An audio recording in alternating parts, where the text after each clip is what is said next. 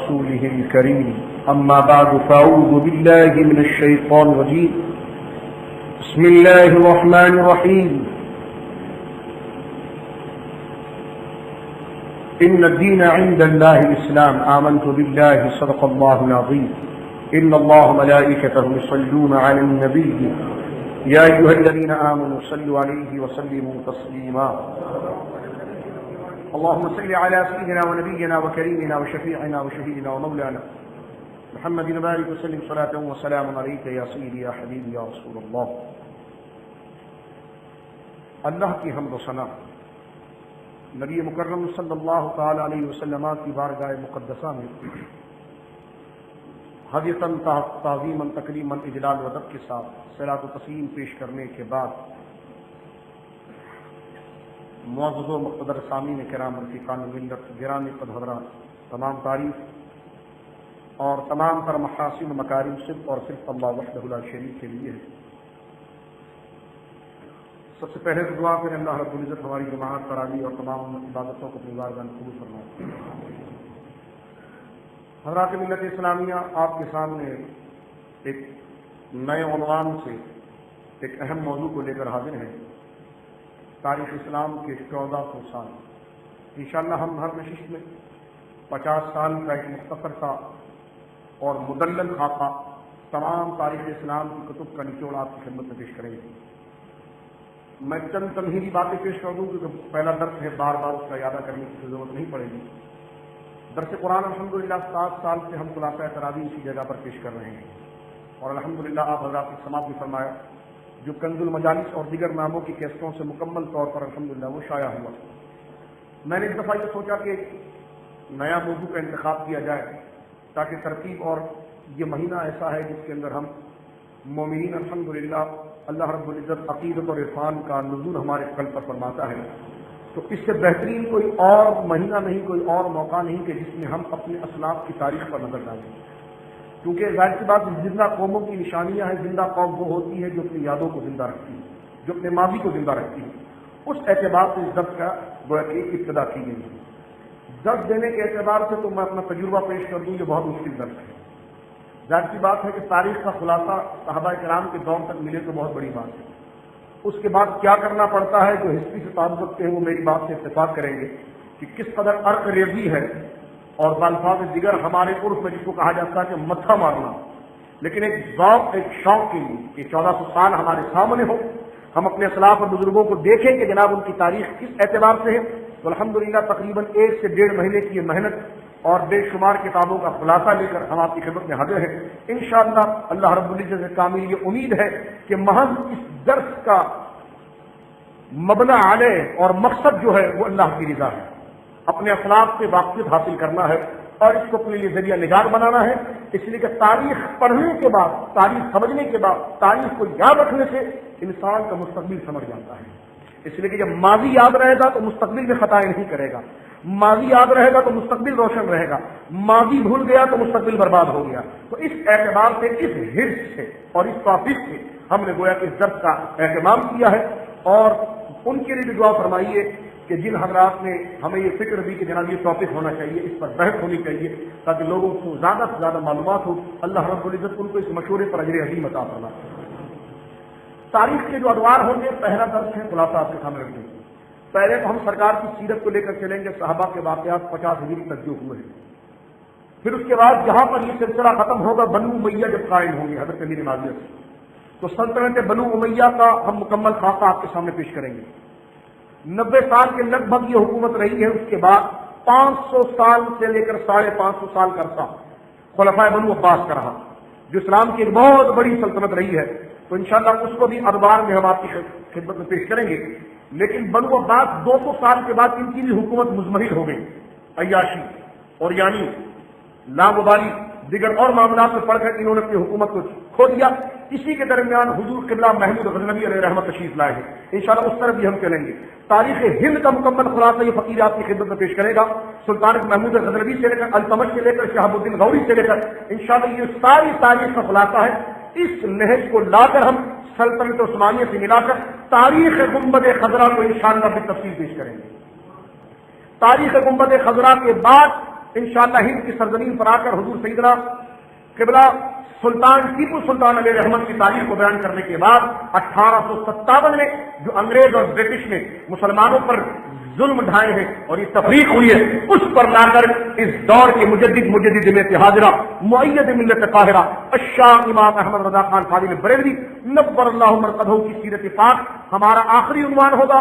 और उसके बाद 1400 हिजरी को खत्म करने के लिए आपके खुलफा और इस्लामी मुजाहिदीन जिन्होंने पाकिस्तान के बनाने में अहम किरदार अदा किया है, और साथ में हमारी पाकिस्तानी आईन में इस्लामी दस्तावेजात जो उन्होंने पेश किए हैं, इंशाअल्लाह ये मुख्तसर सा खुलासा 1400 साल की सूरत आपकी खिदमत में पेश किया जाएगा। दुरूद पाक पढ़ लीजिए।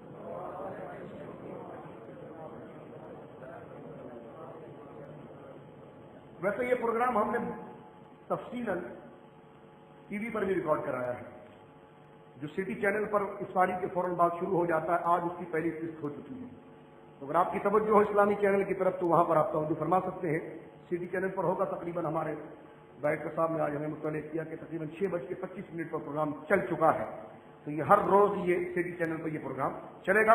खैर, नियत इखलास की है, रिया की नहीं है। अल्लाह हमें रिया से महफूज फरमाए, दिखावे से महफूज फरमाए, और दीन मतीन की सदाकत को बयान करने की और हमा वक्त इस्लाम की सरबुलंदी के लिए कोशा होने वाला मुजाहिद बनाए। हज़रात गिरामी, सन हिजरी से हमने आज अपने दस का इंतखाब किया है। दरअसल अरब में यह हुआ करता था, यानी कबल इस्लाम अरब, फारस और आजम के लोगों ने अपने लिए एक एक कैलेंडर मुंतखब किया था, जिससे वो अपने सालों का इंतखाब करते थे, जिससे वो सालों को शुरू करते थे। इस्लाम के अंदर इब्तदाई दौर में, यहां तक कि हजरत उमर के दौर तक में कोई इस्लामिक कैलेंडर नहीं था कि जिससे हम अपनी तारीख का इजरा करें, उससे तफसील करें, उसको समझें। ईरानियों ने अपने हर बादशाह की तख्त नशीनी को अपने लिए कैलेंडर बना लिया था, उसकी हर तख्त नशीनी के वाक़े को अपने लिए मरकज बना लिया था। फिर उसके बाद वो हर सिलसिले को कैलेंडर एतबार से गर्दानते थे, उसी से उनका महीना चलता था। रूमियों ने सिकंदर मखदूनी की जिस वक्त वो तख्ते गोया के रूम पर आकर फाइज हुए और उस इलाके को फतह किया, तो रूमियों ने सिकंदर मखदूनी को अपने लिए कैलेंडर का इंतखाब बनाया और उसकी गोया के सल्तनत से अपनी तमाम तारीख का इजरा और महीनों का और तमाम अपने रवासिम और अपने गोया के अकीदत के सिलसिलों का सिलसिला शुरू किया।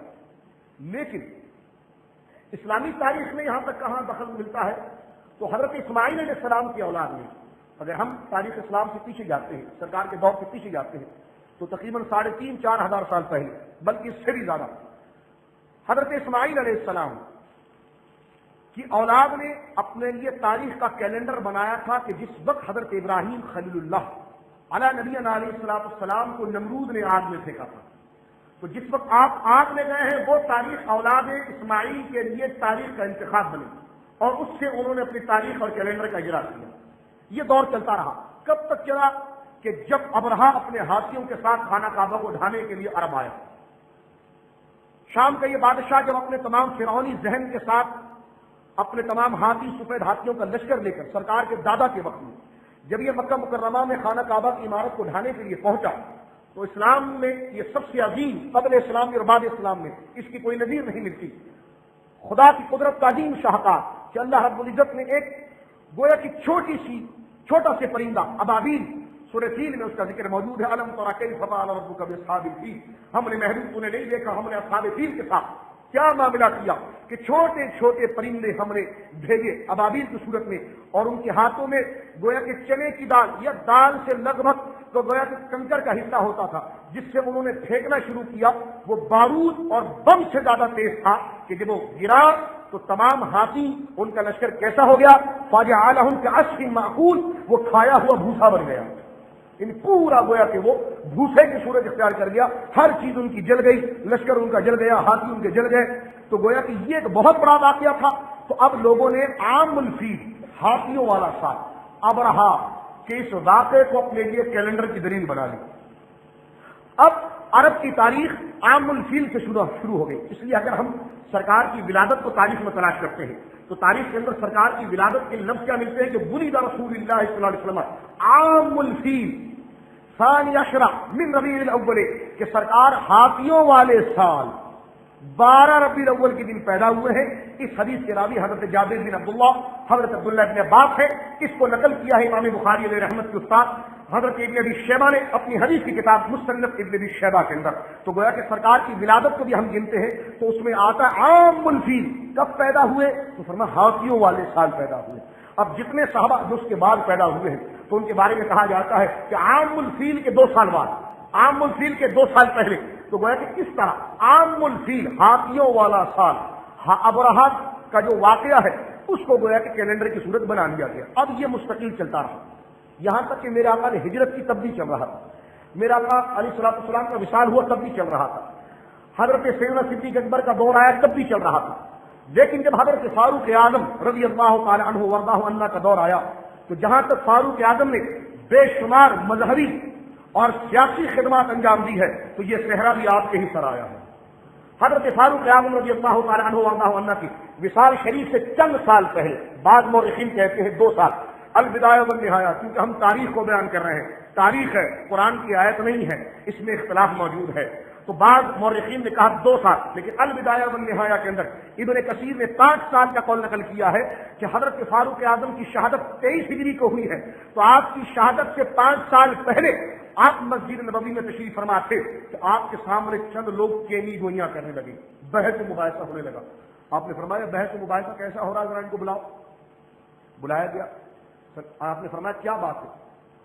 ایک شخص نے اپنے ہاتھ میں رقعہ سا دکھایا، کا حضور دیکھیے یہ فلاں شخص ہے، اس کے ذمہ میری اتنی رقم ہے جو واجب الادا ہے، اور میں نے اس سے کہا ہے کہ یہ تمہیں شعبان کے مہینے میں دینا ہے، تو یہی معاہدہ ہمارا چل رہا ہے۔ فاروق اعظم نے دیکھا اور مسکرایا، فرمایا کون سا شعبان؟ جو گزر گیا وہ، جو ہے وہ، یا جو آئے گا وہ؟ سارے انگوش بدندان ہو گئے، حضور آئے گا وہ مراد ہے؟ تو فرمایا یہاں پر تو کوئی قرینہ اور اشارہ تو نہیں ہے کہ جس سے یہ پتا چلے آنے والا شعبان مراد ہے۔ سب کہنے لگے ہاں حضور یہ تو مسئلہ ضرور ہے، اب کیا کیا جائے؟